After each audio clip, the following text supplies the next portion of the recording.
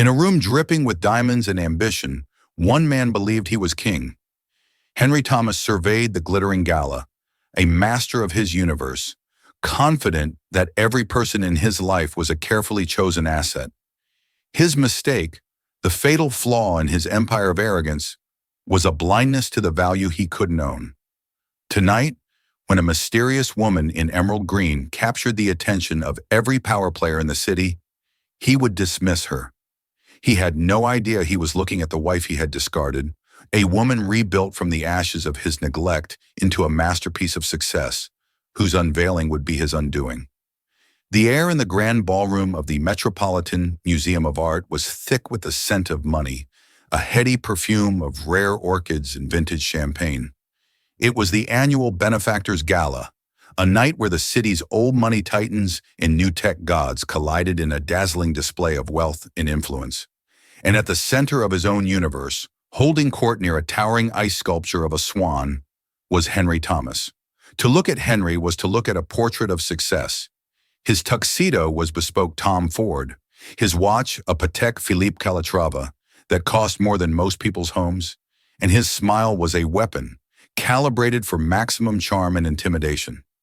He was a master of mergers and acquisitions, a corporate predator who had devoured his way to the top of the Wall Street food chain. Everything in his life was an asset, including the woman clinging to his arm, Tiffany Vance. Tiffany was 24, a decade younger than Henry, with hair the color of spun gold and eyes that reflected the sparkle of the diamonds around her neck. She was his upgrade, as he'd once drunkenly called her. His first wife, he reasoned, had been necessary, a quiet, mousy woman who had managed his home and supported his early career with a gentle, unassuming competence. But she wasn't an asset. She was wallpaper. Tiffany, with her social media influence and her father's political connections, was a statement piece. "Darling, isn't that Harrison Kane from Apex Industries?" Tiffany whispered, her voice a breathy purr. "He's been avoiding your calls." Henry's eyes narrowed slightly, following her gaze. "Not for long. Tonight, everyone takes my call." He exuded a confidence that bordered on divine right. This room, these people, they were his kingdom. He had built this life brick by gilded brick, and he had discarded anything and anyone who didn't fit the blueprint. He was in the middle of a story, loudly recounting a recent hostile takeover to a captive audience of lesser executives, when a subtle shift occurred in the room's energy. It started as a ripple, a few heads turning toward the grand archway entrance, then more, until a wave of silence washed over the boisterous chatter. Standing in the entryway was Damien Chevalier. Even in a room of billionaires, Chevalier was a different species.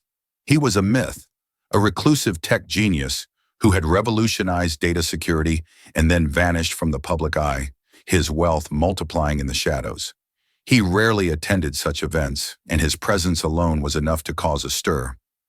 But it wasn't just Chevalier that had captured the room's attention. It was the woman on his arm. She was a vision in emerald green. The silk of her gown shimmered like liquid jade under the chandeliers, cut in a classic, elegant style that bespoke timeless grace rather than fleeting fashion. Her dark hair was swept up in a sophisticated chignon, revealing the graceful line of her neck in a pair of emerald and diamond earrings that danced with light.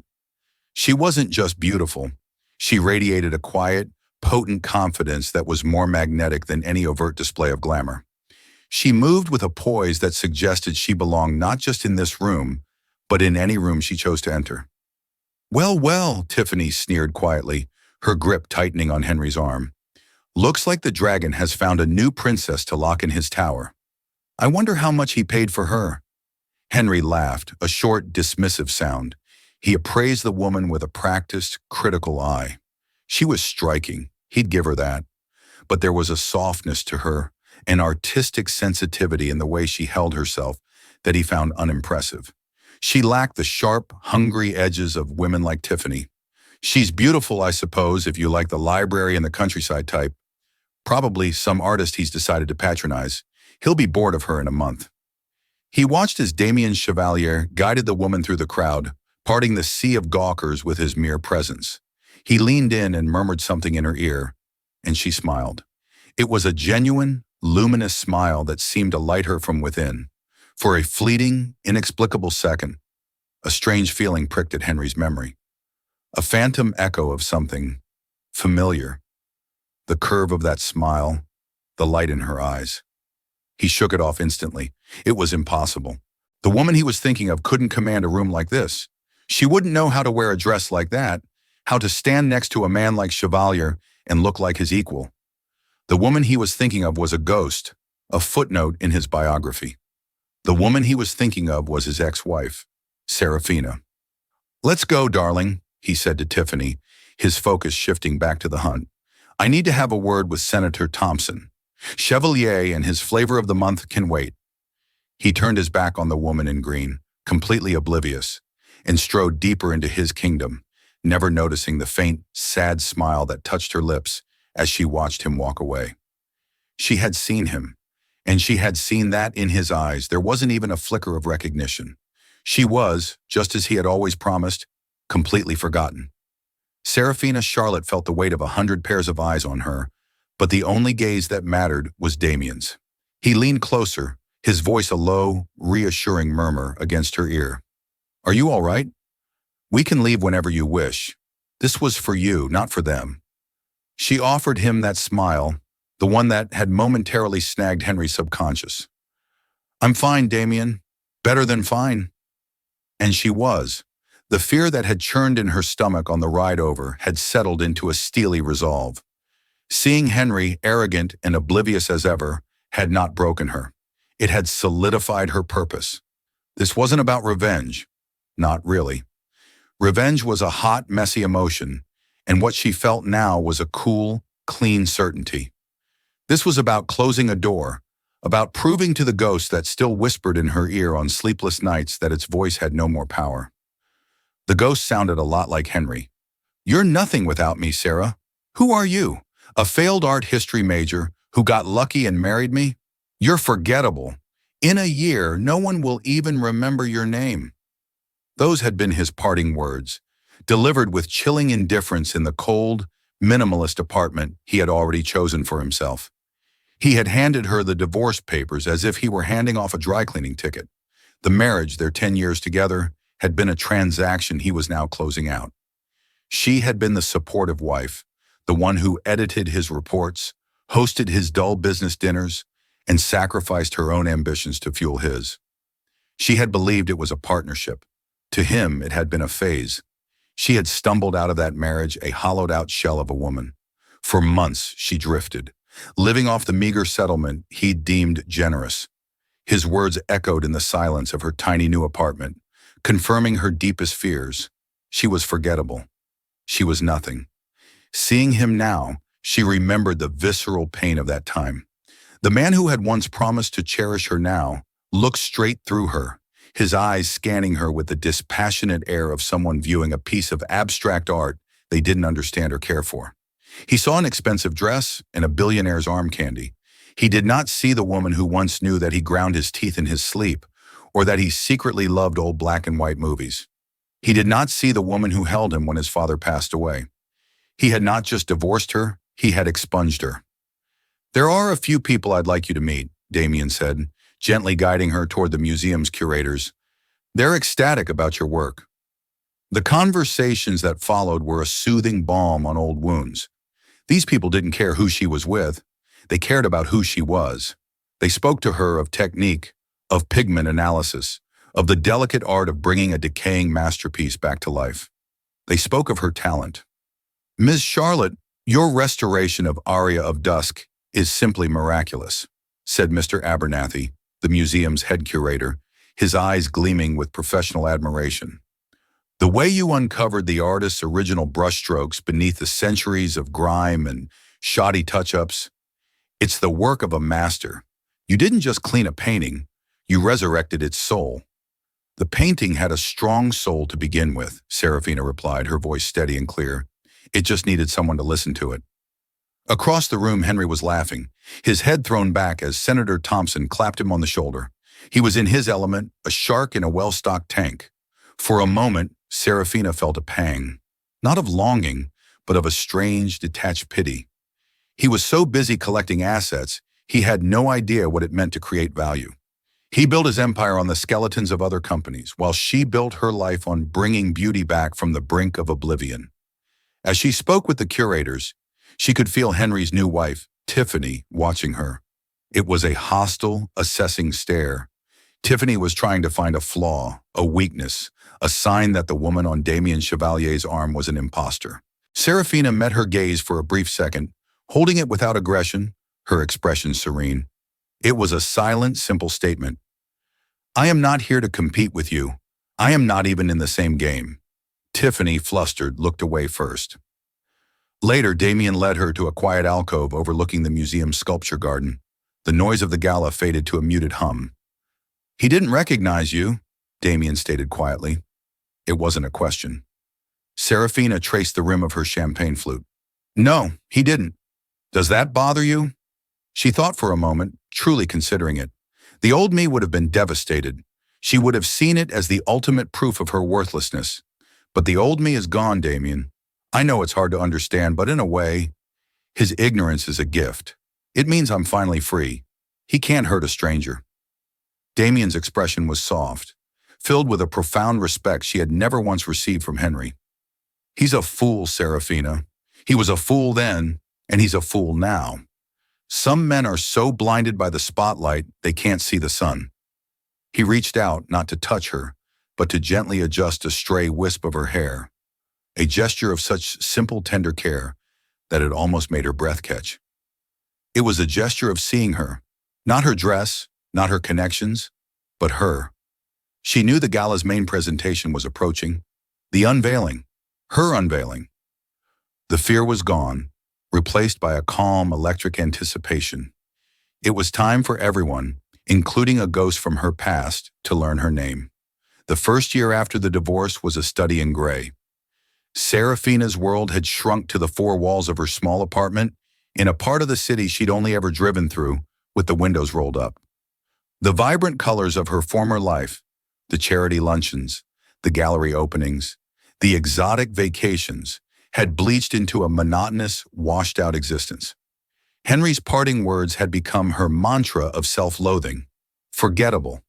Nothing. She had tried to get a job, but her resume had a 10-year-long chasm in the middle of it labeled homemaker.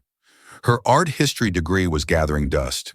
The world Henry inhabited had no place for a 35-year-old woman with no recent work experience and a quiet disposition. She was obsolete. The turning point didn't come with a flash of lightning, but with the smell of turpentine and old canvas. One rainy Tuesday, to escape the suffocating silence of her apartment, she wandered into a small, cluttered antique shop downtown. In the back corner, covered in a dusty sheet, was a painting. It was a seascape, dark and tempestuous, but underneath the layers of yellowed varnish and grime, she could see a flicker of something extraordinary. The composition, the latent power in the waves. It was good, very good. She bought it for $75, almost all the cash she had left for the week. Back in her apartment, she set to work. It started as a distraction, a way to occupy her hands and quiet her mind. She researched old restoration techniques online, buying small, inexpensive kits of solvents and pigments. With painstaking care, she began to clean a small corner of the canvas. As the first layer of grime dissolved, a sliver of brilliant cobalt blue, as pure and deep as the midnight sea, emerged. It was like watching a miracle. For the next 6 months, that painting became her entire world. The ghost of Henry's voice began to fade, replaced by the whisper of the canvas. She learned its secrets, its history. She discovered the artist's tiny, almost invisible signature hidden in the seafoam, A. Dubois, a little-known French painter from the late 18th century. She wasn't just cleaning a painting, she was communing with a soul from 200 years ago. She was bringing his vision back to the light. In restoring the lost beauty of the canvas, she began, slowly and unconsciously, to restore herself. She started eating better, wanting to be strong for the steady hand her work required. She started sleeping through the night, her mind filled with color and texture instead of regret. She had found a purpose that was entirely her own. When she was finished, the painting was transformed. The dark, muddy seascape was now a breathtaking scene of a storm-tossed ship, the moonlight breaking through the clouds to illuminate the waves with an ethereal silver light. It was magnificent. On a whim, she took a photograph and sent it to an online art forum, asking for information on Dubois. A week later, she received an email that made her heart stop. It was from a Dr. Alistair Finch, a renowned art historian at the Sorbonne in Paris. He believed her painting was part of a lost series by Dubois, thought to have been destroyed during the Revolution. He asked if he could see it in person. From there, things moved with dizzying speed. Dr. Finch flew to see her, authenticated the work, and was stunned by the quality of her restoration. "My dear girl," he'd said, his voice trembling with excitement, "this is not the work of an amateur. This is the work of an artist. You have a gift." He introduced her to the right people. Her name began to be whispered in elite art circles. A small gallery gave her another, more damaged piece to work on. She resurrected it, then another. Her reputation grew, built on a foundation of quiet, undeniable talent. She was the restorer who didn't impose her will on a piece, but listened to it, coaxing it back to its original glory. Her biggest commission came from a private collector, a name she only knew from headlines, Damien Chevalier. He owned a painting that was considered unrestorable, a high Renaissance masterpiece by a fictional master, let's call him Vasari, titled Aria of Dusk. It had been damaged in a fire decades ago, and every expert who had looked at it had declared it a lost cause. Damien summoned her not to his office, but to his private gallery, a breathtaking space that was more museum than home. He was nothing like the ruthless tech titan the media portrayed. He was quiet, intense, with eyes that saw everything. He didn't talk to her about money or contracts. He talked to her about the painting. "They say the soul is gone," he said, standing before the blackened, cracked canvas. "They say all that's left is a husk." Serafina studied the piece for a long time, her gaze tracing the faint lines visible beneath the damage. "No," she said softly, "the soul isn't gone. It's just sleeping, under a blanket of smoke." Damien had hired her on the spot. For the next 2 years, she worked in a state-of-the-art studio he had built for her. It was the most challenging project of her life, a delicate dance between science and art. There were setbacks, moments she feared the painting was truly lost, but she never gave up. Damien was a constant source of support, not as a boss, but as a believer. He would visit the studio, bringing her tea, and they would sit in silence for hours, just watching the painting slowly re-emerge from the darkness.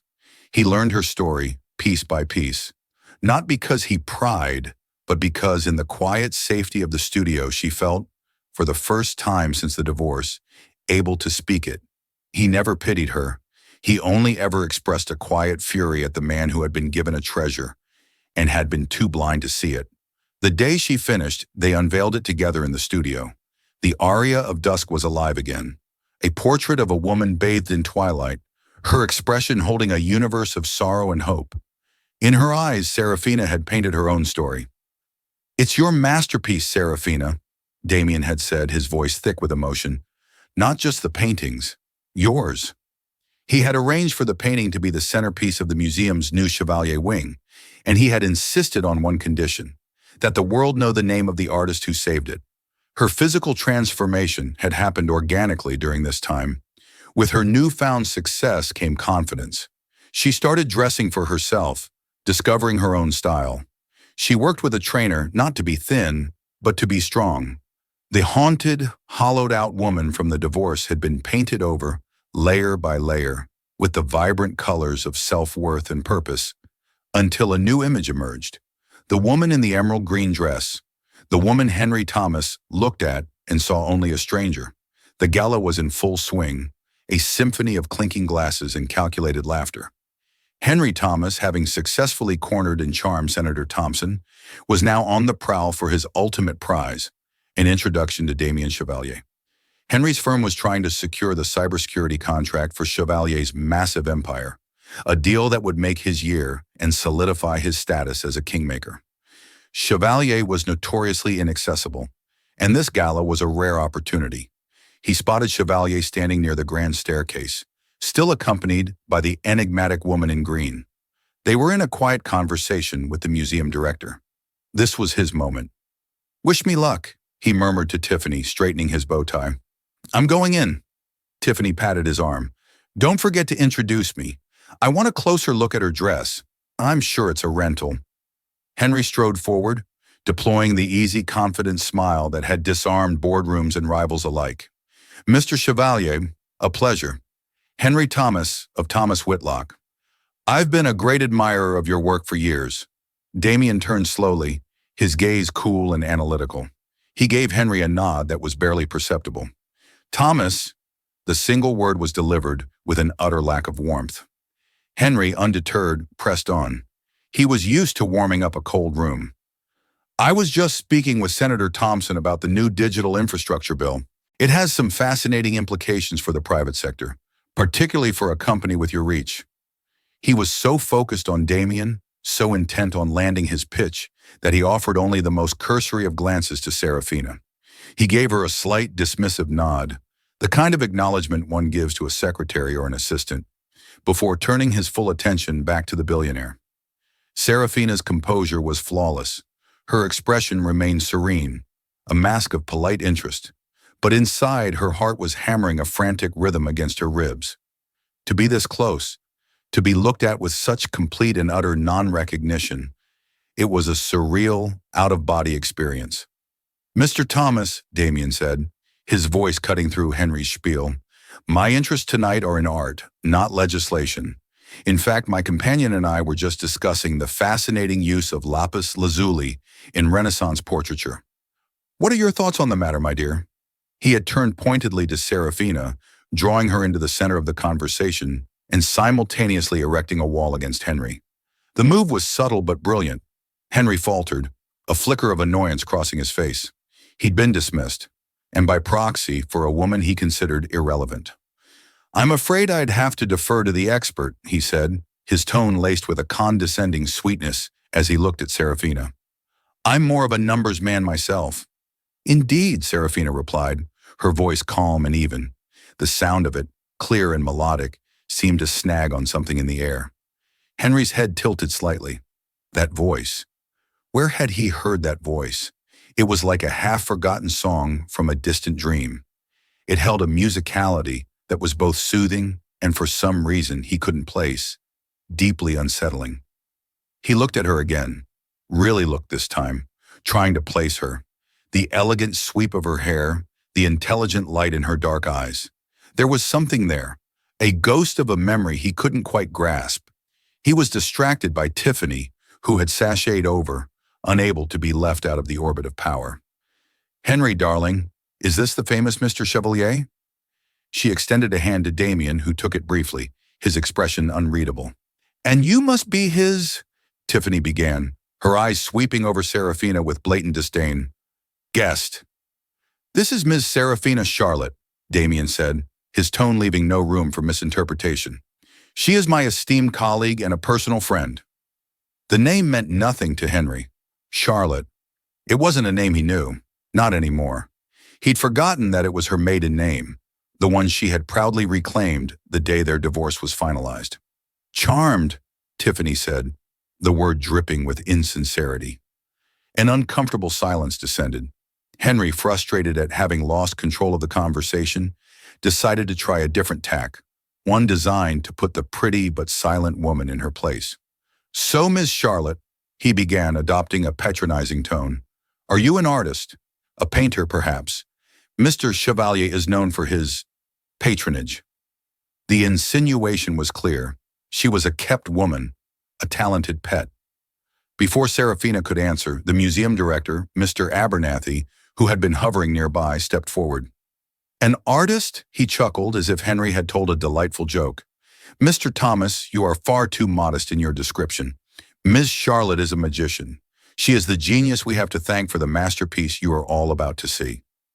Henry stared, his brow furrowed in confusion. A magician?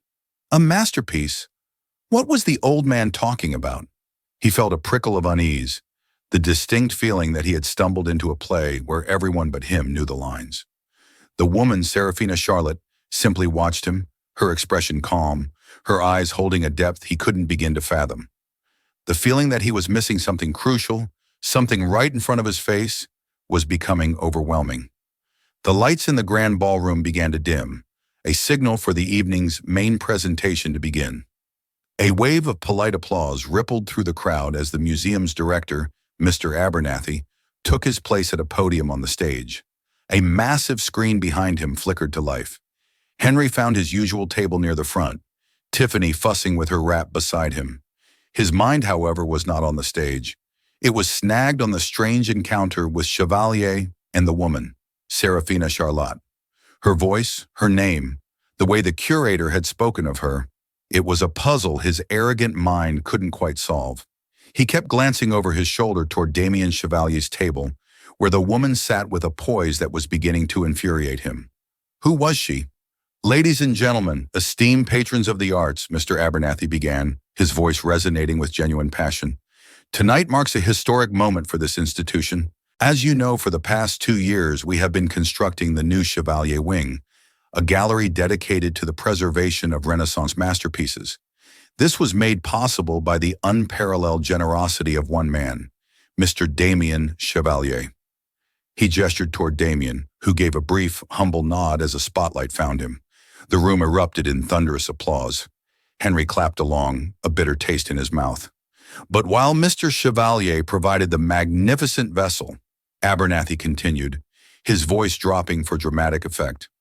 The true jewel of the collection, its very heart, was a piece long thought lost to the world, a painting so damaged by time and tragedy that the world's foremost experts declared it unsalvageable.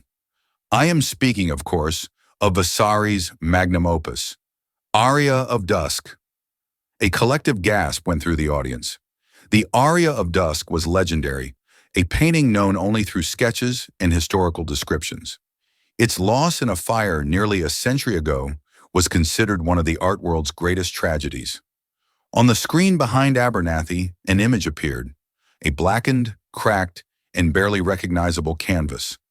It was the painting Serafina had first shown Damien. For 2 years, Abernathy said, a single brilliant individual has labored in secret, dedicating their heart and soul to a task deemed impossible. They did not simply clean a canvas. They performed a resurrection. They listened to the whispers of a 500-year-old masterpiece and coaxed its voice back into a song. Henry leaned forward, intrigued despite himself. This was the masterpiece the old man had been talking about. Tonight, for the first time, we present to you the restored Aria of Dusk. The blackened image on the screen dissolved, replaced by a high-resolution photograph of the finished painting. It was breathtaking. A woman's face, luminous and haunting, seemed to emerge from a swirling background of twilight colors. Her eyes held a story of profound sadness and resilient hope. The artistry was so sublime it seemed to vibrate with life. The room was filled with audible gasps of awe and disbelief. And the visionary who achieved this miracle, Abernathy declared, his voice ringing with triumph, is with us tonight. She is a woman whose talent is matched only by her grace and dedication. Ladies and gentlemen, please join me in honoring the world's preeminent art restorer, Ms. Serafina Charlotte.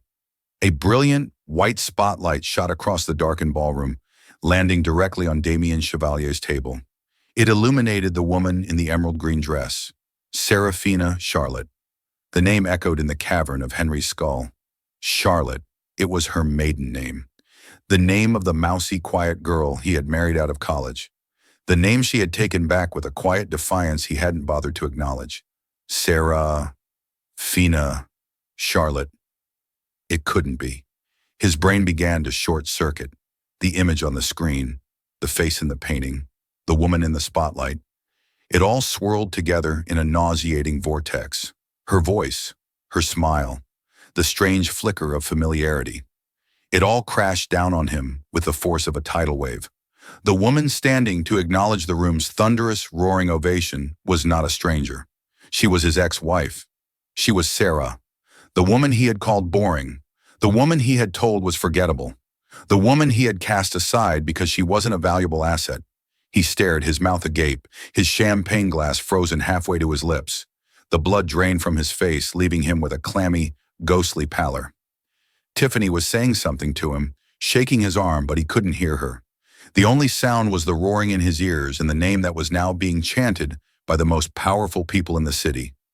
Serafina, Serafina, Serafina. She stood in the spotlight, a radiant smile on her face, accepting the adoration of the world. And as her eyes swept the room, they met his for a fraction of a second. There was no triumph in them, no malice. There was only a calm, quiet finality. It was the look one gives to a stranger you pass on the street, a look of complete and utter indifference. In that single devastating moment, Henry Thomas, the king of his own universe, understood. He had not only forgotten her, he had fundamentally, catastrophically misjudged everything. And his entire carefully constructed world had just shattered into a million pieces. The standing ovation was a physical assault. Each clap of a hand was a hammer blow against the fragile shell of Henry's composure. The sound swelled, a deafening roar that seemed to suck the very air from his lungs, pressing in on him from all sides. He sat paralyzed as the entire world, his world, rose to its feet to celebrate the woman he had deemed a footnote. The brilliant spotlight that held her in its incandescent embrace felt like a surgical instrument, pinning her there for his inspection, forcing him to see what he had been blind to for a decade. His mind, a finely tuned machine of logic and aggression, fractured into a kaleidoscope of disjointed images. He saw her, the woman on the stage, radiant and poised in emerald silk, and in the same instant, he saw a ghost in a worn-out cardigan, her face smudged with flour, telling him she'd tried a new recipe for his dinner. He saw her smile graciously at Damien Chevalier, and then he saw her crying silently in their bedroom after one of his cutting remarks about her lack of ambition. The dissonance was a nauseating vertigo, a complete system failure of his reality. This woman, celebrated as a genius, and the wife he had discarded as dead weight, could not be the same person. And yet, they were. "Henry, sit down! Everyone is staring!" Tiffany hissed, her fingers digging into his arm like talons. Her panic was not for him, but for their shared reflection in the unforgiving mirror of public opinion. But he couldn't stay seated. A primal, irrational force took hold of him. It was the same instinct that drove him in the boardroom, the absolute refusal to lose control of the narrative. He could not sit by and let this new, impossible reality solidify without confronting it, without trying to wrestle it back into a shape that made sense. He had to understand. He had to know. He pushed his chair back with a jarring screech, the sound lost in the final crescendo of applause. "Don't you dare," Tiffany warned, her eyes wide with frantic alarm. "Don't you go over there. You will make this 1,000 times worse." He didn't hear her. He was already moving, a man possessed, drawn toward the source of his world's cataclysm. The walk across the ballroom was the longest of his life. The sea of tuxedos and ball gowns parted for him, creating a wide, silent corridor. Conversations ceased as he passed. Faces turned, no longer hiding their curiosity, their expressions a mixture of morbid fascination and contempt. He was a spectacle, a train wreck in slow motion. As he neared the table, he saw Damien Chevalier's head lift. The billionaire's eyes, which had been filled with warmth for Serafina, hardened into chips of ice as they landed on Henry. It was not a look of anger. It was a look of utter disgust, the kind a man gives to something verminous he finds in his home. Henry ignored it all. His entire focus was on the woman who had just taken her seat, her back straight, her composure a fortress of calm. He stopped at the edge of the table, a specter at the celebration, feeling clumsy and brutish in her newfound atmosphere of grace. "Sarah!"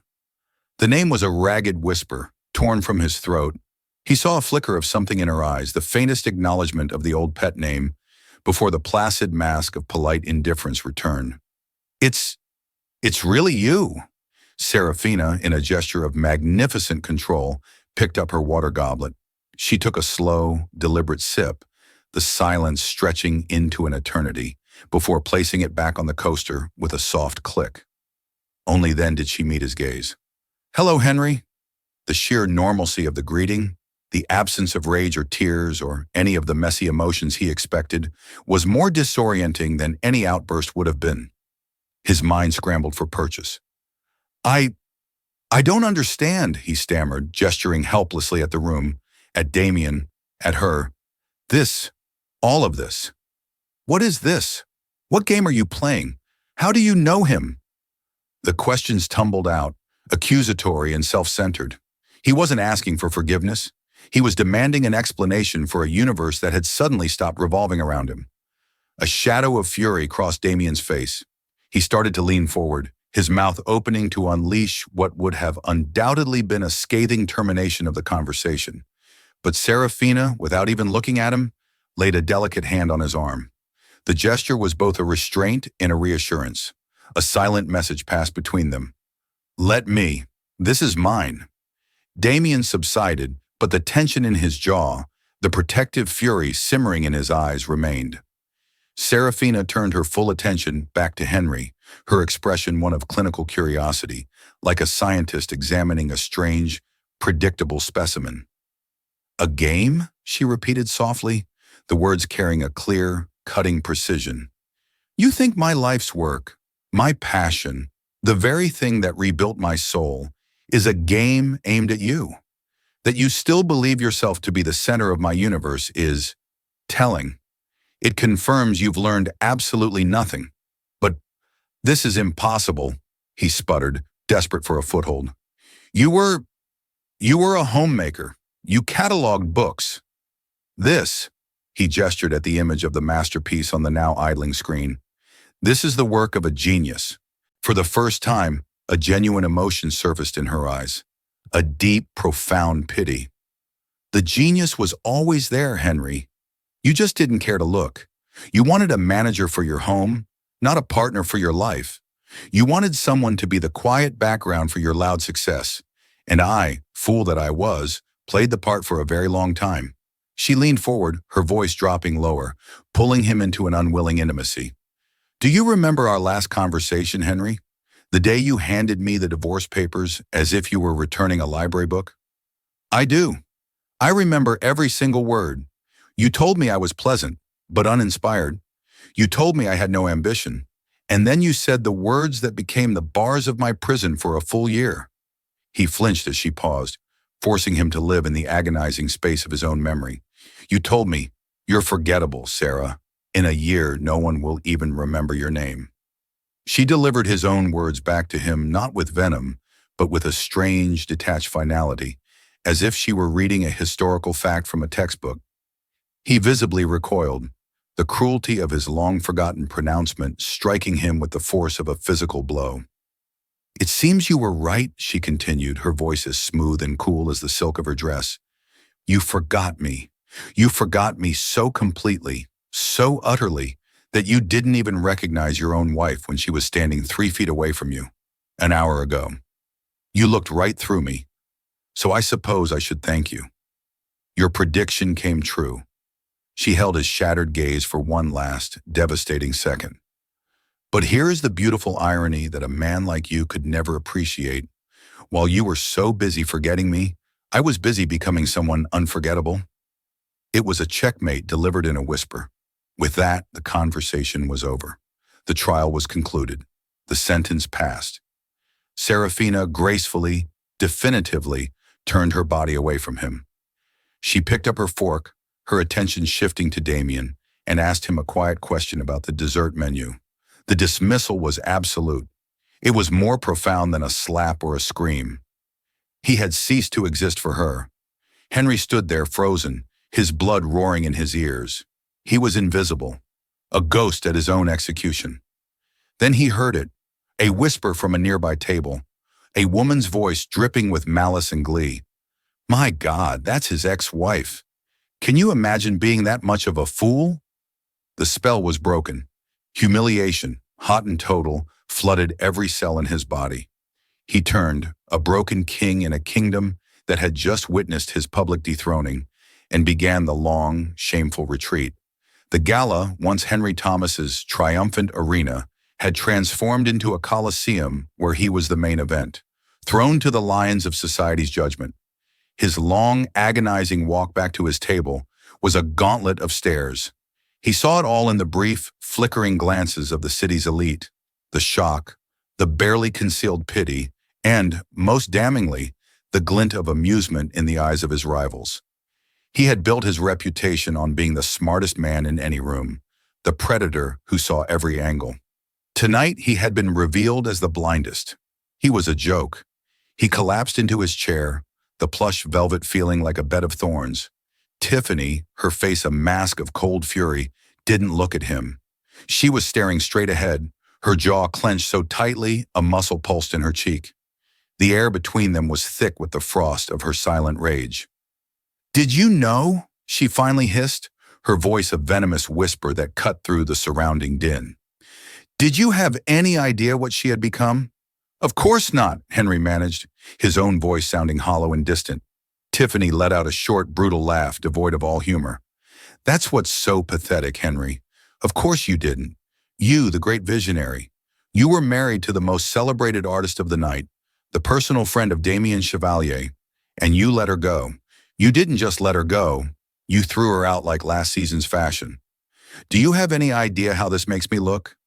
Her focus wasn't on his pain or his loss, but on the damage to her own carefully curated brand. "I'm the woman who came after," she seethed. "The upgrade, as you so charmingly put it. Now I'm just the fool who attached herself to the man who couldn't recognize a masterpiece hanging in his own home. You haven't just humiliated yourself, you've made me a laughingstock." He had no response. Every word was a perfectly aimed dart, and he had no shield left. He watched as Serafina and Damien prepared to leave.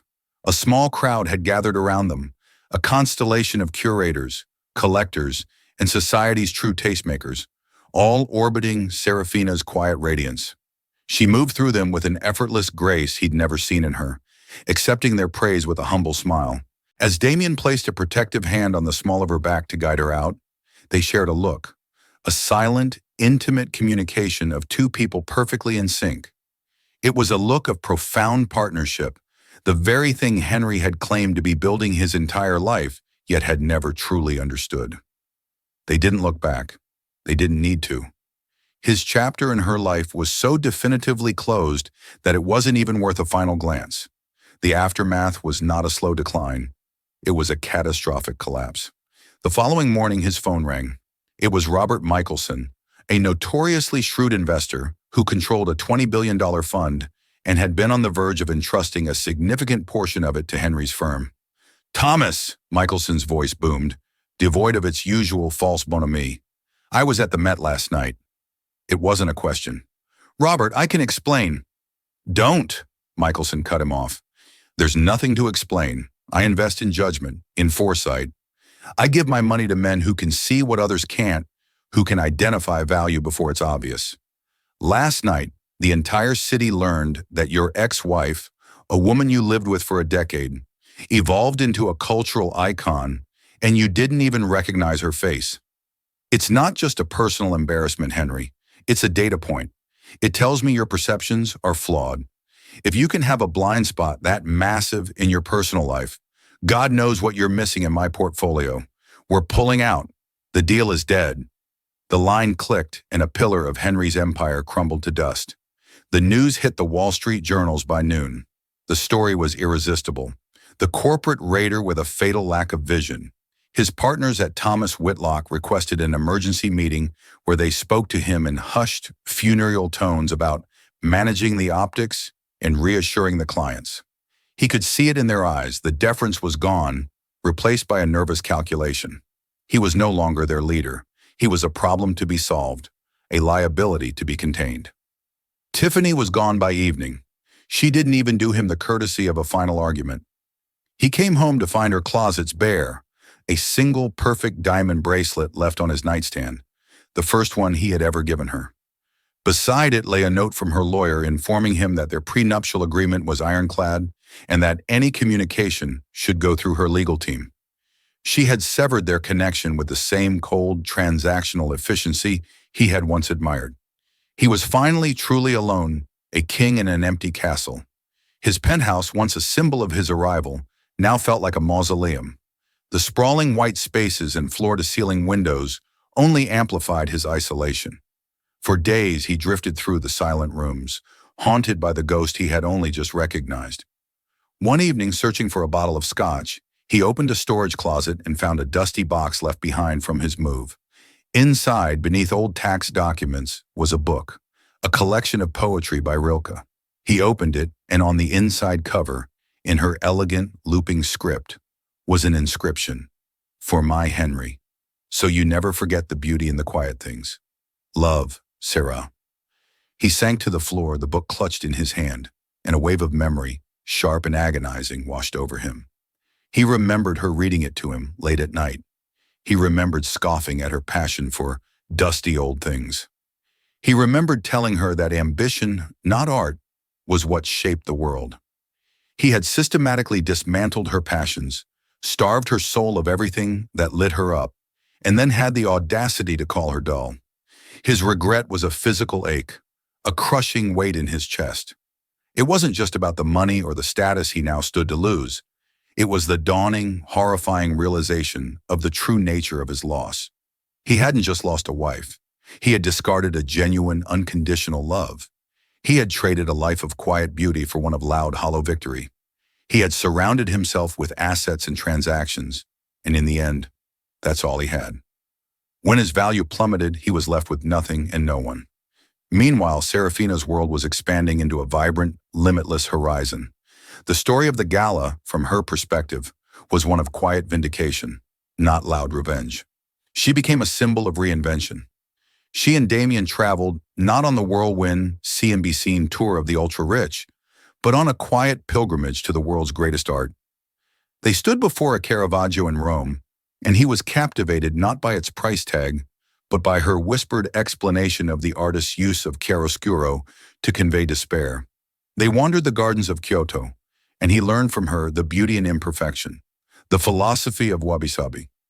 Theirs was a love affair of the mind and the soul, a stark contrast to the contractual obligations Henry had called relationships. Months later, on a crisp autumn afternoon, Serafina stood in her own sun-drenched studio overlooking the Hudson River. The light was golden, illuminating the fine particles of dust and pigment that danced in the air like earthbound stars. The scent of linseed oil and turpentine was her perfume. She was working not on a restoration, but on her own creation. On the easel before her was a large canvas, a landscape taking shape. It was a forest scene, a dense thicket of dark, gnarled trees in the foreground. But in the distance, through the shadows, was a clearing, bathed in the brilliant, hopeful light of a new dawn. Her past was the darkness in that painting, necessary, foundational, providing the contrast that made the light so brilliant. Henry was a part of that shadow, a figure she no longer hated or feared, but understood as a catalyst for the pressure that had transformed her. His blindness had forced her to learn to see herself.